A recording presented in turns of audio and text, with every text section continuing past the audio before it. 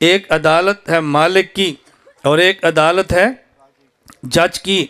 اللہ مالک بن کے فیصلے کریں گے، جج بن کے فیصلے نہیں کریں گے۔ توجہ رکھنا، سکول والے وکیل بناتے ہیں، مدرسے والے سفارشی بناتے ہیں۔ وکیل اسے چاہیے جس کا کیس جج کی عدالت میں، سفارشی اسے چاہیے جس کا کیس مالک کی عدالت میں۔ سکول ضرورت ہے کسی کی، مدرسہ ضرورت ہے ہر کسی کی، مدرسہ ضرورت ہے ہر کسی کی۔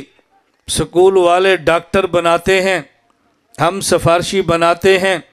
ابا جی بیمار ہو گئے، چکوال سے لا علاج، کراچی لا علاج، انگلینڈ لا علاج، امریکہ لا علاج۔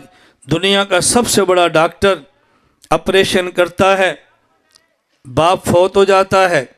میرے دوستو، جب دنیا کا سب سے بڑا ڈاکٹر جواب دے دیتا ہے، فوراً کال اپنے گاؤں کے چھوٹے سے مدرسے میں آ جاتی ہے۔ بچوں سے کو یاسین شروع کر دیں، بچی سے کہ دعا کرو۔ اس کا معنی سکول کا پڑھا ہوا سب سے بڑا ڈاکٹر جب اس کے کام کی انتہا ہوتی ہے، ہمارے چھوٹے سے سفارشی کے کام کی ابتدا ہوتی ہے۔ وہ ڈاکٹر دیتے ہیں اور ہم سفارشی دیتے ہیں۔ ہم کوئی کہہ رہے ہیں کہ ہم ڈاکٹر دیتے ہیں، ہم کوئی کہتے ہیں کہ ہم وکیل بنا کے دیتے ہیں۔ میری گفتگو ان سے ہے جو مسلمان ہیں، میری گفتگو ان سے ہے جو مسلمان ہے۔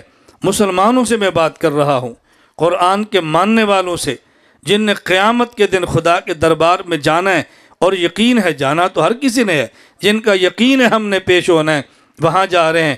تو مالک یوم الدین پہ میں نے بات کی ہے۔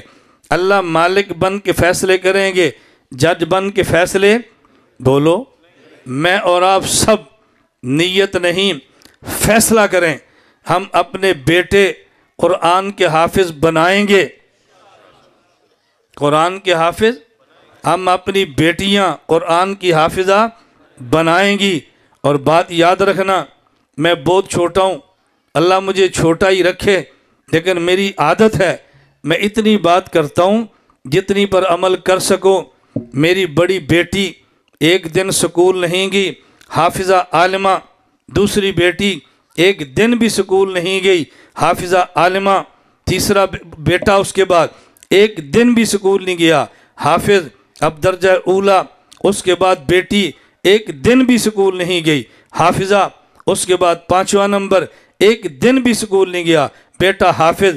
اس کے بعد چھوٹے ہیں، شروع ہیں۔ میں نے کہا زندگی رہی، میری اللہ سے خواہش ہے میں تمہیں حافظ بنا کے مروں گا۔